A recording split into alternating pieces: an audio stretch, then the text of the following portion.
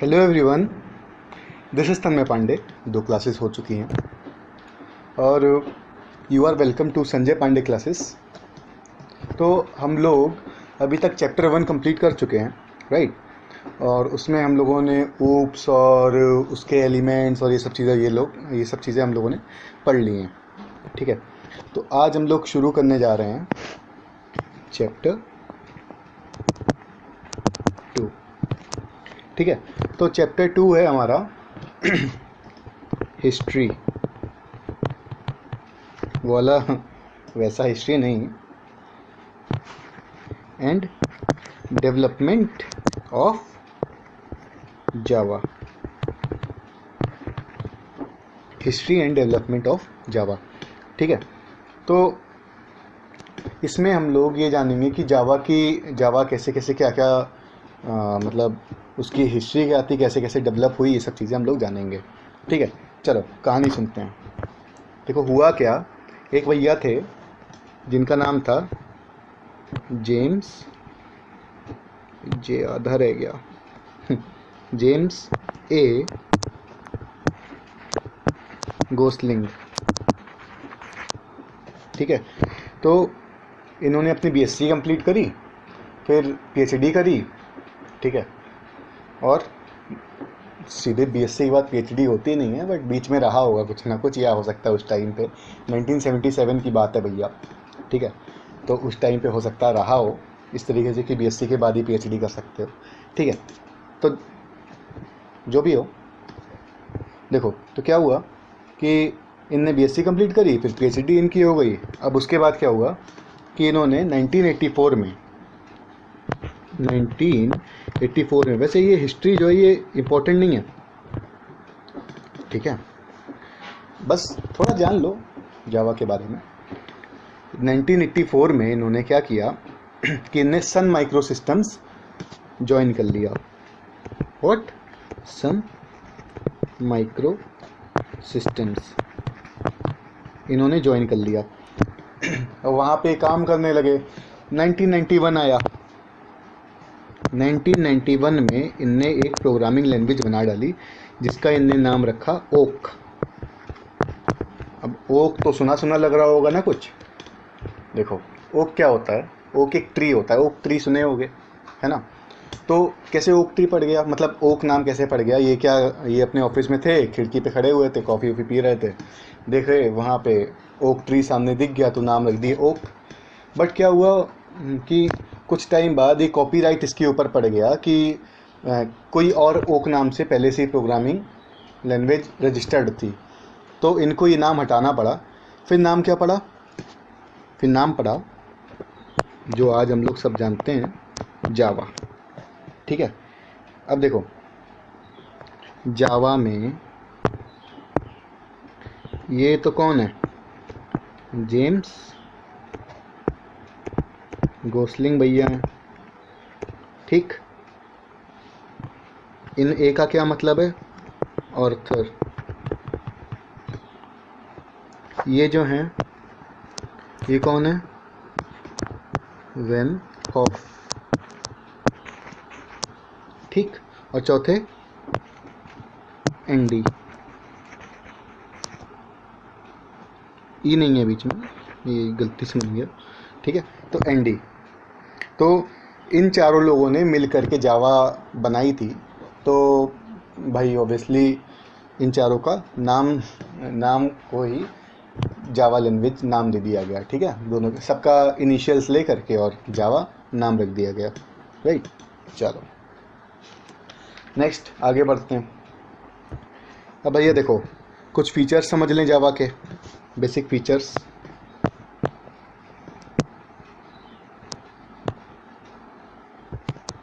ठीक है, पहला feature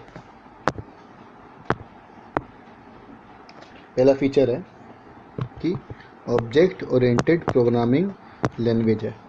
object oriented programming language है, ये सब तो हम लोग पढ़ चुके हैं कि ऑब्जेक्ट ओरिएंटेड प्रोग्रामिंग होता क्या है, ये सब चीज़ हम लोग पढ़ चुके हैं, तो समझ रहे होगे कि ऑब्जेक्ट ओरिएंटेड प्रोग्रामिंग लैंग्वेज है, ठीक है। सेकंड कि प्रोग्राम, जो इसके प्रोग्राम रहते हैं, ठीक है, वो आर बोथ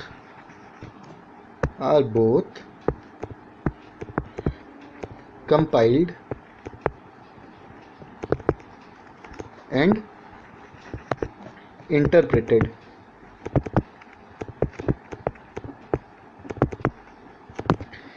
देखो कंपाइलेशन इंटरप्रिटेशन अभी बता रहा हूँ, ठीक है, टेंशन वाली बात नहीं है। नेक्स्ट फीचर इसका प्लेटफॉर्म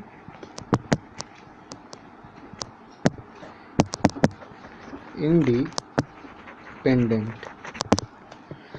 प्लेटफॉर्म इंडिपेंडेंट है, मतलब कि किसी भी प्लेटफॉर्म पे चल जाएगी, मतलब कहीं भी बनाओ। कहने का मतलब ये है कि आपने अपने कंप्यूटर में कुछ एक कोड बनाया, कुछ सॉफ्टवेयर बनाया, ठीक है, तो वो किसी भी कंप्यूटर पे, किसी भी दूसरे कंप्यूटर पे वो एग्जीक्यूट हो जाएगा। कोई कोड लिखा हुआ है, आपने कोई प्रोग्राम लिखा हुआ है, तो वो किसी दूसरे कंप्यूटर पे, आप अपने दोस्त के यहाँ लिखे गए, उसके कंप्यूटर पे भी चल जाएगा। ऐसा नहीं है कि वो आपके कंप्यूटर पे बनाए तो आप ही के कंप्यूटर पे चलेगा, ऐसा कुछ नहीं है, ठीक है, क्लियर, ओके। चलो आगे बढ़ते हैं। अब यहाँ पे और भी चीज़ें हैं, जैसे यहाँ पे प्री प्रोसेसर नहीं होता है, केस सेंसिटिव होती है। केस सेंसिटिव मतलब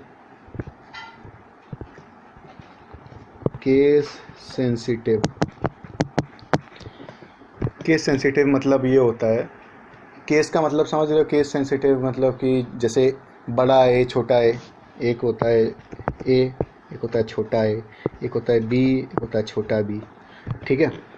तो केस सेंसिटिव का मतलब ये कि यहाँ पे बड़े ए को, जो बड़ा ए आप लिखोगे, जो बड़ा ए लिखोगे उसको अलग ट्रीट किया जाएगा, जो छोटा ए लिखोगे उसको अलग ट्रीट किया जाएगा, ठीक है। दोनों चीज़ें बराबर नहीं मानी जाएंगी, ओके। चलो अब हम लोग, मैंने कहा था कि कंपाइलर और इंटरप्रेटर, इनके बारे में जानते हैं, ठीक है। कंपाइलर एंड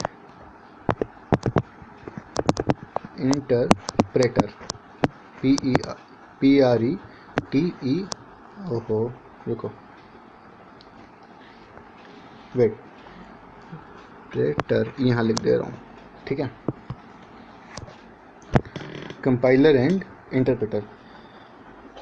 अब कहोगे सर इतना बड़ा बड़ा आप लिखते हो, वो स्क्रीन में पूरे में आ ही नहीं पाता है ब्लैक बोर्ड में, है ना। तो भाई देखो ऐसा है कि मैं मोबाइल में करता हूँ, ठीक है, मोबाइल में चीज़ें करता हूँ, तो यहाँ पे सोच लो खुद ही कि मोबाइल की स्क्रीन पे लिखने में कितना वैसा रहता होगा, प्रॉब्लम रहती होगी, ठीक है। बट फाइन है, कोई दिक्कत नहीं है, थोड़ा बड़ा ही सही पढ़ लो, ओके, बस समझ में आना चाहिए। नेक्स्ट, तो कंपाइलर और इंटरप्रेटर होता क्या है। देखो भाई एक बात समझो कि कंपाइलर का मतलब, सबसे पहले कंपाइलर समझते हैं। देखो कंपाइलर का मतलब ये है कि जैसे एग्जाम्पल से समझो, एग्जाम्पल से समझते हैं कि मान लो प्रेसिडेंट बोल रहे हैं, हमारे देश के प्रेसिडेंट कुछ बोल रहे हैं, ठीक है, या प्राइम मिनिस्टर जी को ले लो, प्रेसिडेंट तो छोड़ दो प्राइम मिनिस्टर को ले लो, ठीक है। तो प्राइम मिनिस्टर जी हमारे बोल रहे हैं, ठीक है, वो कुछ हिंदी में बोल रहे हैं, ठीक है, और उधर ट्रंप भैया को सुनना है, जो वो बोल रहे हैं वो चीज़ ट्रंप भैया को सुनना है, ठीक। तो क्या होगा कि वो तो हिंदी में बोल रहे हैं, ट्रंप इंग्लिश में सुनते हैं, तब क्या करेंगे। तब ट्रंप भैया ने एक अपना ट्रांसलेटर अपॉइंट किया। उनने कहा कि भाई जो जो ये बोलते जाएं वो हमको तुम समझाते जाओ, मीन्स कि हिंदी में बोल रहे तुम ट्रांसलेट करते रहो इंग्लिश में, ठीक है। तो क्या हुआ कि मोदी जी बोल करके चले गए, उनके पास वीडियो है, उनने पूरी, जो ट्रांसलेटर भैया हैं बीच वाले ट्रांसलेटर ने क्या किया कि मोदी जी जो बोले वो उनने पूरा एक बार में इंग्लिश में लिख दिया, या कहीं रिकॉर्ड करके, या उनको एक बार में पूरा, एक बार उनने समझा, ट्रांसलेटर ने एक बार में मोदी की बात समझ ली, मोदी जी की बात समझ ली, और फिर उसे एक बार में इंग्लिश में ट्रांसलेट कर दिया। तो वो क्या हो गया, डेट इज कंपाइलेशन या कंपाइलर। तो वो ट्रांसलेटर क्या हुआ, that will be a compiler, मतलब कि सारा एक बार में सारा काम वो दूसरे में कन्वर्ट कर दे रहा है, ठीक है। वहीं इंटरप्रेटर क्या होगा, इंटरप्रेटर में क्या रहता कि उधर ट्रंप जी बैठे हुए हैं, इधर मोदी जी कुछ बोल रहे हैं, ठीक है, तो क्या हो रहा है, तो ये हो रहा है कि बीच में ट्रांसलेटर उन्होंने बिठा दिया, इधर मोदी जी बोलते जा रहे हैं हिंदी में बोले, और उधर वो जो हैं वो इंग्लिश में तुरंत लगाता, जैसे ने एक लाइन बोली, वो उनने क्या किया इंटरप्रेटर भैया ने या बीच वाले ट्रांसलेटर भैया ने, कि उनने मोदी जी ने एक लाइन बोली, उसको तुरंत ही एक लाइन इंग्लिश में ट्रांसलेट करके ट्रम्प को बता दिया, ठीक है। फिर मोदी जी ने दूसरी लाइन बोली तो ट्रांसलेटर जी ने क्या किया, उसको कन्वर्ट किया और बता दिया। तो मतलब एक एक लाइन करके क्या हो रहा है, यहाँ पे एक एक लाइन करके वो ट्रांसलेट करके बता रहे हैं। तो उसे क्या कहेंगे हम लोग, उस प्रोसेस को हम लोग कहेंगे इंटरप्रिटेशन। और कंपाइलेशन क्या थी कि एक बार में सारी चीज़ को कन्वर्ट कर देगा, ठीक है। अभी ये तो मैंने मतलब आपको आसान भाषा में समझाया, ठीक है, लेमन भाषा में, बट समझने वाली चीज़ ऐसे समझो कि ऐसा होता है कि प्रोग्राम आपने लिख दिया, प्रोग्राम में एरर भी आते हैं, जब लिखोगे तो एरर भी आएंगे, कहीं ना कहीं प्रॉब्लम, कहीं ना कहीं मिस्टेक तो होगी ही ऑब्वियसली। तो क्या होता है कि ये कंपाइलर या इंटरप्रेटर ये चलाए जाते हैं, ठीक है, इनको चलाया जाता है और ये क्या करते हैं कि आपकी मिस्टेक्स आपको गिनाने लगते हैं, ठीक है। तो वैसे ही तो क्या होता है कि जैसे आपने प्रोग्राम लिखा, उसमें कंपाइलर चल गया, तो वो क्या करेगा, जितने भी कंपाइलर चला ना, समझो इस बात को, कंपाइलर चला तो कंपाइलर क्या करेगा, पूरे उसको स्कैन करेगा, पूरे प्रोग्राम को एक बार में स्कैन करेगा और जितने एरर मिलेंगे सारे एक बार में आपको लिस्ट कर देगा। और वहीं इंटरप्रेटर भैया क्या करेंगे, पहली लाइन में देखे अच्छा एरर है, नहीं है, चलो आगे बढ़ो, दूसरी लाइन में देखे अच्छा एरर, अरे एरर मिल गया, फिर क्या करेंगे जब एरर में क्या, अरे ये तो बताना पड़ेगा, तो क्या करेंगे, यूज़र को बता देंगे कि भैया देखो तुमने यहाँ पे एरर कर दिया है, ठीक है, ये कर देंगे। तो जब वहाँ पे वो चीज़ वो उनको बता देंगे, तो जब तक वो एरर नहीं हटाएगा यूज़र, तब तक क्या होगा, तब तक आगे बढ़ेगा ही नहीं प्रोग्राम, कहेगा नहीं तुम अपनी मिस्टेक सही करो, उसके बाद ही तो कुछ करेंगे हम आगे, ठीक है। तो जब ये यूज़र एरर हटा देगा सेकंड लाइन का, तब वो क्या करेगा, फिर तीसरी लाइन पे आएगा, अच्छा एरर है, नहीं है, ठीक है, चौथी पे आया, नहीं है, पाँचवें पे आया, फिर से एरर मिल गया, फिर क्या कहेगा, अरे यार तो बताना पड़ेगा, ठीक है। तो क्या करेगा, दे दिया उसको, यूज़र को मैसेज दे दिया कि भैया देखो यहाँ एरर है तुम्हारा, है ना। तो भैया जावा में मेनली क्या हो रहा है, कंपाइलेशन भी हो रहा है और इंटरप्रिटेशन भी हो रहा है। अभी मैं बस समझाता हूँ आगे कि कैसे कैसे कंपाइलेशन इंटरप्रिटेशन होता है, ठीक है, कहाँ कहाँ किस किस स्टेज पे कंपाइलेशन, किसी स्टेज पे इंटरप्रिटेशन होता है, इस तरीके से। इतना होपफुली क्लियर हो गया होगा, कोई प्रॉब्लम नहीं होगी। चलो आगे एक चीज़ और समझते हैं कि कैसे क्या प्रोग्राम हम लोग लिखते हैं, तो किस तरीके से वो प्रोपोगेट करता है, कैसे क्या चीज़ें होती हैं, ठीक है। चलो देखते हैं। देखो भैया होता क्या है कि आपने क्या किया, आपने क्या लिखा, आपने लिखा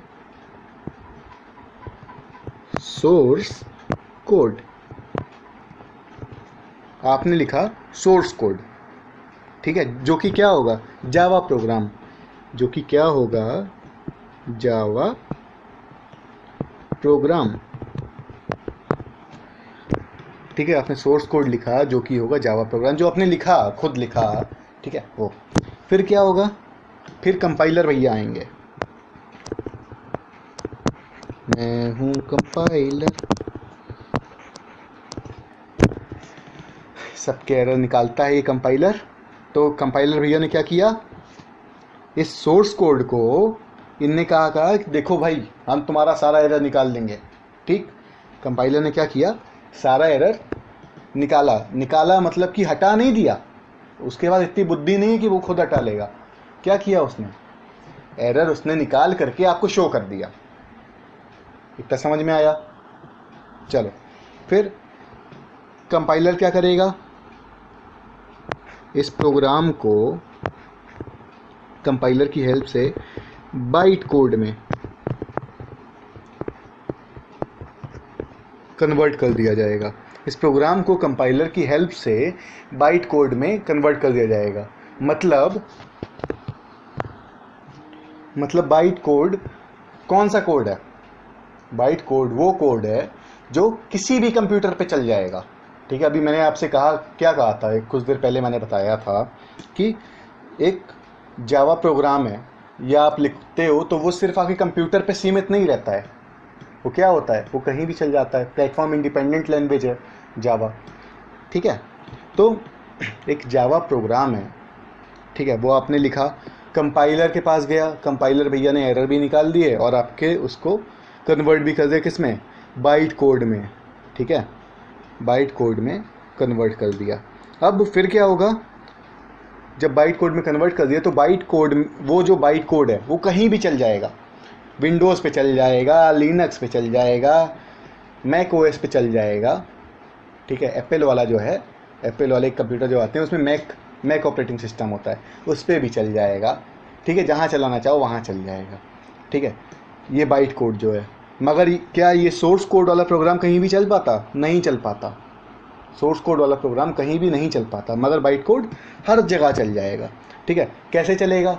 बाइट कोड भैया को जावा वर्चुअल मशीन से, जावा वर्चुअल जो मशीन रहेगी, जावा वर्चुअल मशीन, उसकी हेल्प से क्या चलाया जाएगा? किसी पर भी चलाया जा सकता है। जैसे देखो क्या होगा, जावा वर्चुअल मशीन है, जावा वर्चुअल मशीन, मैं शॉर्ट फॉर्म में लिखता हूँ JVM।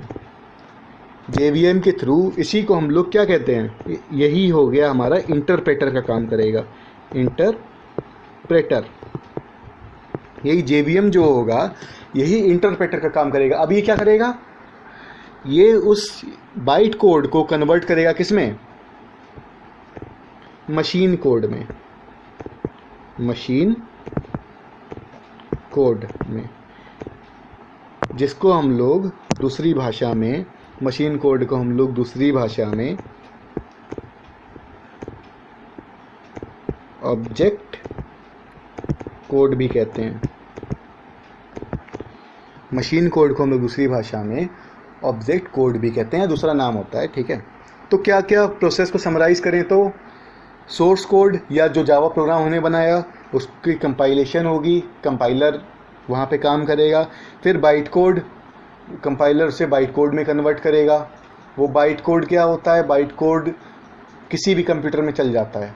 ठीक है, बाइट कोड में कन्वर्ट किया, फिर क्या हुआ, JVM के पास गया, है ना। मतलब तुमने क्या किया, अपने कंप्यूटर में एक प्रोग्राम लिखा, ठीक है, फिर वो प्रोग्राम को चलाया, कंपाइल किया, तो वो एक बाइट कोड में कन्वर्ट होगा, बाइट कोड में कन्वर्ट हुआ। फिर तुमने कहा कि ये प्रोग्राम तो मुझे अपने दोस्त को भेजना है, फिर तुमने वो प्रोग्राम दोस्त को भेज दिया, तो बाइट कोड क्या गया, दोस्त के पास बाइट कोड गया। वो जो बाइट कोड दोस्त के पास गया, फिर क्या होगा, फिर वो बाइट कोड वो जब चलाएगा तो उसके पास जावा वर्चुअल मशीन होगी। ठीक है, तो जावा वर्चुअल मशीन की हेल्प से, जो कि एक इंटरप्रेटर है, उसकी हेल्प से वो क्या करेगा कि उसको मशीन कोड में कन्वर्ट कर लेगा। मशीन कोड क्या होता है, ठीक है, मशीन कोड ये होता है कि जो एक कंप्यूटर समझ पाए। ठीक है, कंप्यूटर क्या समझता है, 1010 की फॉर्म में समझता है, चीज़ों को 1010 की फॉर्म में समझता है। हम लोग तो इंग्लिश लिखते हैं, इंग्लिश हिंदी जो मन हो वो लिखते हैं, मगर कंप्यूटर वो चीज़ नहीं समझ पाता है। ठीक है, तो वो होता है मशीन कोड। ठीक है, तो अगर देखो ये प्रोसेस क्या है, बाइट कोड के बाद चाहो तो अपने ही कंप्यूटर में चला लो, बाइट कोड के बाद JVM तो हमारे पास भी है, तो बाइट कोड में पहुंचने के बाद JVM के पास जाएगा, फिर मशीन कोड में चल जाएगा। मगर ऐसी जगह जहां से आपको अपने दोस्त को प्रोग्राम भेजना रहेगा वो कौन सी होगी, ये बाइट कोड वाली पोजीशन। बाइट कोड से आपको दोस्त को प्रोग्राम भेजना रहेगा, वहाँ वो चल जाएगा। नहीं तो अपने कंप्यूटर में चलाना चाहो अपने कंप्यूटर में चलाओ, JVM से वो मशीन कोड में कन्वर्ट हो जाएगा, चलेगा। होपफुली क्लियर हो गया होगा। ठीक है, चलो अब हम लोग कुछ चीज़ें और डिस्कस कर लेते हैं, जैसे different types of Java programming, different types of Java, देखो टाइप्स डिस्कस कर लेते हैं। ठीक है, एक पहला होता है स्टैंड अलोन, स्टैंड अलोन, ठीक है, सिस्टम।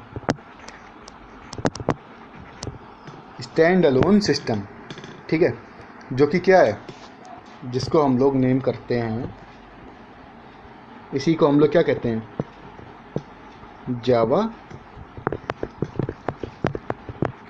एप्लीकेशन, इसी को हम लोग जावा एप्लीकेशन कहते हैं, ठीक है। अब भैया यहाँ से तुमको समझ में आ रहा होगा, क्या समझ में आ रहा होगा, स्टैंड अलोन मतलब अकेले खड़े रहो, ठीक है। अकेले खड़े रहो मतलब कि एक कंप्यूटर है, ठीक, उस कंप्यूटर में अकेले खड़े रहो, इसका मतलब ये नहीं कि कंप्यूटर में खड़े रहो, इसका मतलब ये है कि जो प्रोग्राम रहता है, ठीक है, वो प्रोग्राम उसी एक पर्टिकुलर कंप्यूटर के लिए बना हुआ है और उसी में चलेगा, ठीक है। वो क्या हो गया, स्टैंड अलोन सिस्टम हो गया, ठीक है। मतलब उसी में चलेगा, डेट मीन्स वो नहीं, मतलब कहने का मतलब ये है कि एक सॉफ्टवेयर आपने बना दिया, ठीक है, वो एक कंप्यूटर में डाल दिया, कंप्यूटर में उसमें वो चल रहा है, ठीक, बाकी उसे बाकी दुनिया से मतलब नहीं।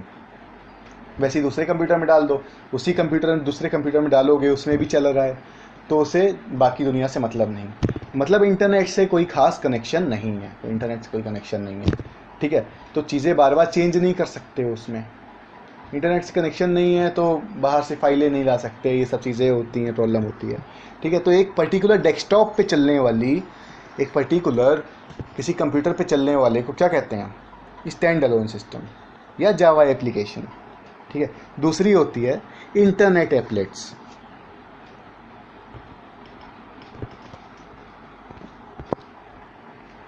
दूसरी होती है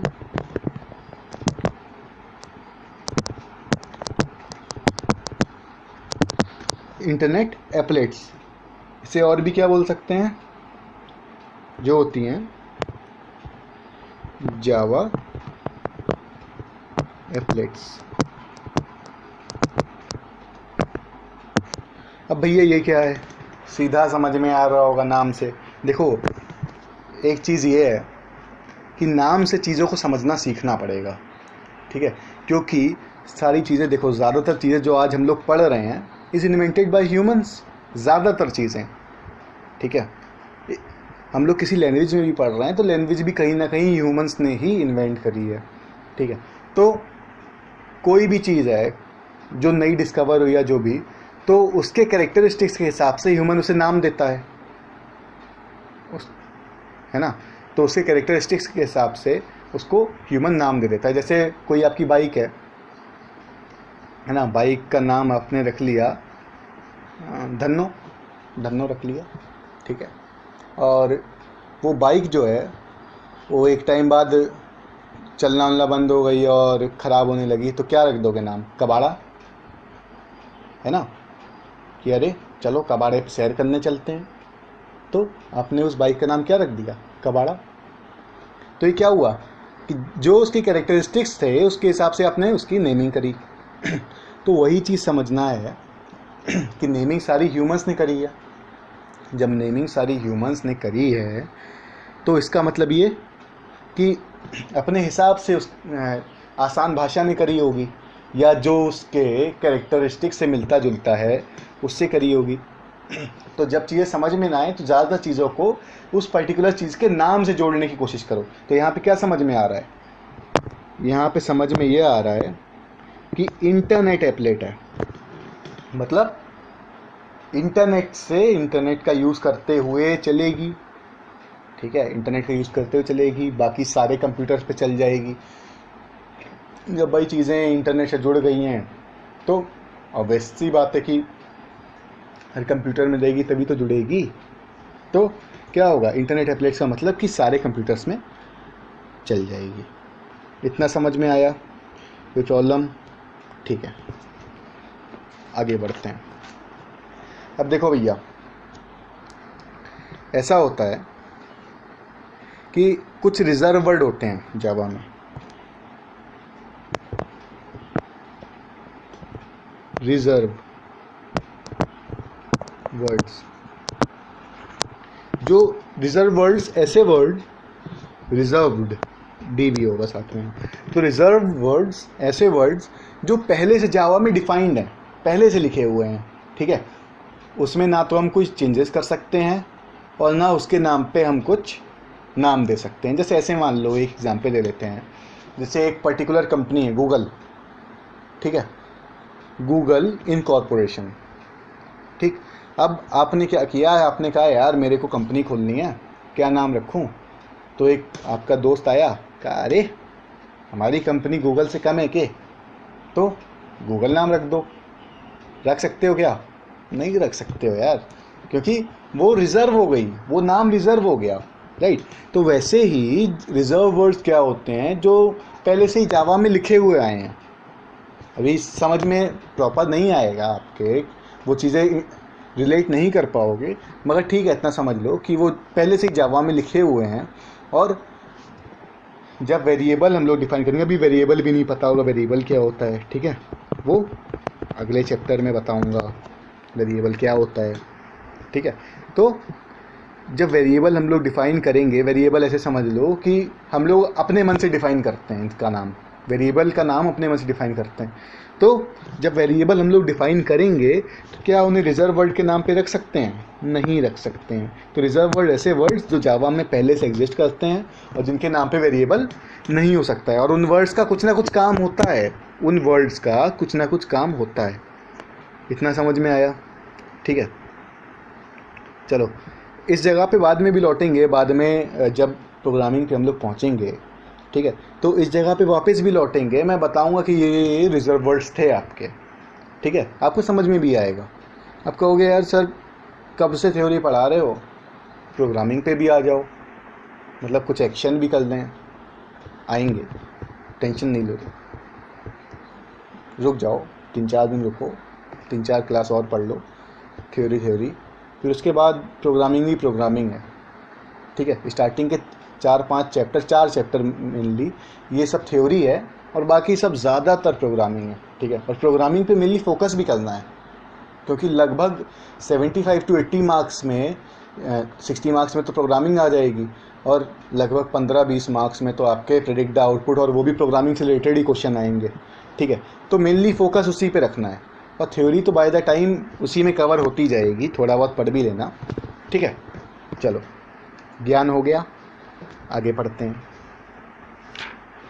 अब देखो भैया, अब कमेंट के बारे में पढ़ लो।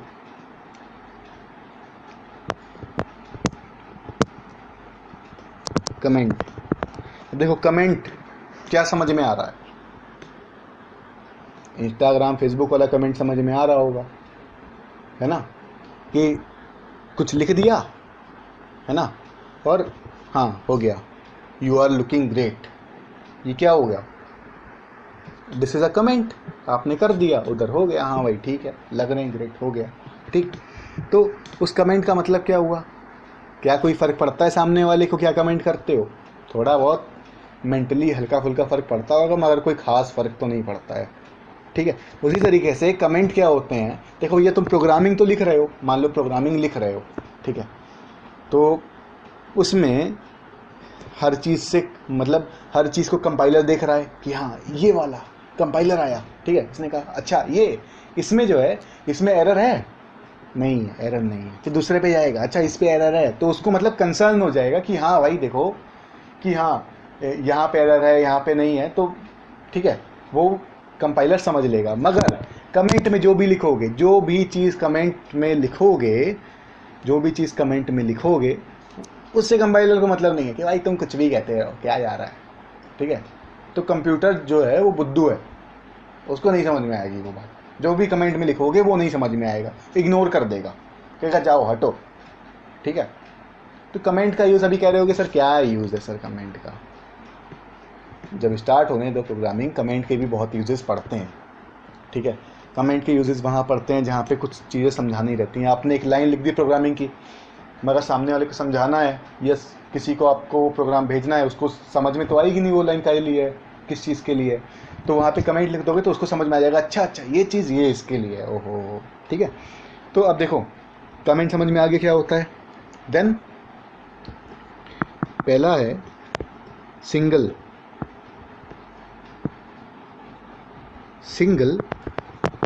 Line comment.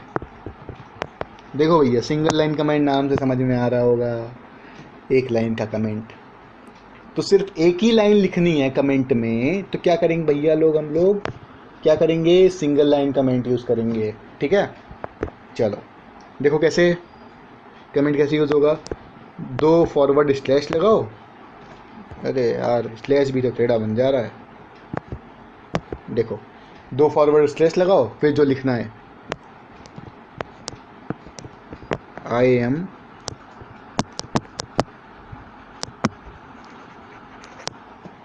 ठीक है, तो जो भी लिखना है। अब कंपाइलर्स मतलब ही नहीं है, कंपाइलर्स कोई मतलब नहीं है कि यार यार कुछ भी लिख के जाओ, हमें नहीं पच रहे हैं पढ़ना है। ठीक है, तो कंपाइलर्स कोई मतलब नहीं है इस लाइन से, वो इग्नोर करके निकल जाएगा।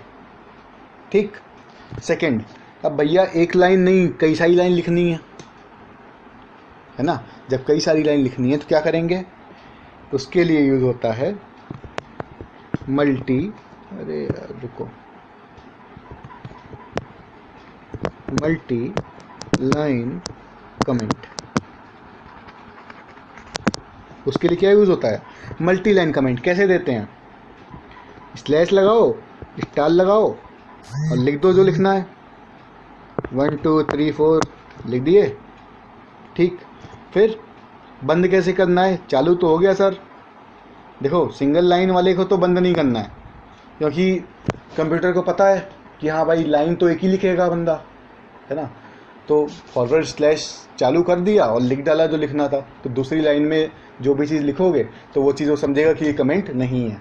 ठीक, अब यहाँ पे इसमें समझो मल्टी लाइन में चालू कर दिए, 1 2 3 4 लिखे, फिर 5 6 7 8 अगली लाइन में लिखे, तो उसे कैसे पता चलेगा कि हाँ इस जगह पे ये बंद हो गया, यहाँ से कमेंट नहीं है, यहाँ से कुछ और चीज़ चल रही है, यहाँ से प्रोग्रामिंग चालू हो गई। तो क्या करेंगे, ये फॉरवर्ड स्लैश कॉमा एस्ट्रिक्स से खोला है इसे, तो फिर एस्ट्रिक्स लगाओ और फिर से फॉरवर्ड स्लैश लगा दो, हो गया काम। मतलब ये पूरी चीज़ क्या बन गई, ये पूरी चीज़ बन गई कमेंट, मल्टी लाइन कमेंट। तीसरा आता है डॉक्यूमेंट्री कमेंट, डॉक्यूमेंटिंग कमेंट। मतलब नाम से समझ में आ रहा होगा, कुछ डॉक्यूमेंट टाइप का बना देना है, उसी में प्रोग्राम में ही डॉक्यूमेंट टाइप का बड़ा सा कुछ लिख दो। ठीक है, तो वो क्या हो गया, डॉक्यूमेंटिंग कमेंट। ठीक, चलो कैसे देंगे, देखो फॉरवर्ड स्लैश, फिर से एक बार स्टार मतलब एस्ट्रिक, दूसरी बार एस्ट्रिक, 2 बार एस्ट्रिक दे दिया, काम हो गया। फिर जो लिखना है डैश डैश जूस जूस, ठीक, वो लिख डालो। फिर क्या होगा, फिर क्या करोगे, बंद करते समय एक स्टार और एक फॉरवर्ड स्लैश। ठीक है, खुलते समय 2 स्टार लगा दिए, मतलब 2 स्टिक लगा दिए, और बंद होते समय 1 स्टिक लगा दिया। ठीक है, समझ में आ गया, कोई प्रॉब्लम। इस चैप्टर में ब्लूजे भी था। ठीक है, ब्लूजे के कुछ फीचर्स समझ लो। कुछ फीचर्स हैं कि भैया यहाँ पे सारा काम नॉर्मल जावा से इजी होता है। ब्लूजे क्या होता है, ब्लूजे एक ऐसा प्लेटफॉर्म होता है जहाँ हम लोग जावा प्रोग्राम को आसानी से चला सकते हैं। ठीक, देन कुछ फीचर्स ये हैं कि यहाँ पे ये आसानी से चल जाता है। ठीक है, एक क्लिक करो चलने लगेगा। और वैसे नॉर्मल अगर जावा यूज़ करोगे, वो भी मैं दिखाऊंगा, नॉर्मली भी कैसे यूज़ करते हैं वो भी मैं दिखाऊंगा, और ब्लूजे के थ्रू कैसे यूज़ करते हैं वो भी मैं दिखाऊंगा। तो कुल मिला के एक बात ये है कि ब्लूजे हमको एक सॉफ्टवेयर टाइप का मिल गया। ठीक है, और उस सॉफ्टवेयर में हमारी चीज़ें चलने लगेंगी। ठीक है, और यहाँ पे मतलब चीज़ें फास्ट हो गई, इतना समझ में आ गया। इंटरनेट से भी प्रोग्राम डाउनलोड करके चला सकते हो, है ना। एक सॉफ्टवेयर टाइप का मिल गया, तो इधर क्लिक करोगे उधर क्लिक करोगे और जल्दी जल्दी सारी चीज़ें चल जाएंगी, है ना। और कई चीज़ों का तो यहाँ पे ब्लूजे के अंदर सैम्पल प्रोग्राम भी मिल जाता है। सैम्पल प्रोग्राम मिल जाता है मतलब कई चीज़ों का सैम्पल प्रोग्राम, मतलब जैसे 1 से लेकर 10 तक के आपको नंबर्स प्रिंट करने हैं, तो उसका प्रोग्राम आपको उसके अंदर मिल जाएगा। तो बहुत सी चीज़ें ब्लूजे के अंदर अच्छी हो जाती हैं, तो आपको रिकमेंड किया जाता है कि ब्लूजे यूज़ करो। ठीक है, चलो नेक्स्ट अब आते हैं। यहाँ तो इसमें इस चैप्टर में अब कुछ बचा नहीं, वैसे इतना हो गया। ठीक है, और ब्लूजे ब्लूजे का इंटरफेस इसमें आपके इस चैप्टर में दिखाया गया है, सेकेंड चैप्टर में। तो इंटरफेस अभी तो नहीं, जब हम लोग प्रोग्रामिंग स्टार्ट करेंगे अगले 2 चैप्टर्स के बाद, तब मैं इंटरफेस आपको उसी टाइम पे दिखाऊंगा और उसी टाइम पे सारी चीज़ समझा दूंगा। अभी के लिए इतना ही, ठीक है। और घर पे ही चैप्टर पढ़ना, ये चैप्टर 2 था, घर पे ही चैप्टर पढ़ना और चीज़ समझना, डाउट हो तो पूछ लेना, ठीक है। ओके, तो आज के लिए थैंक यू।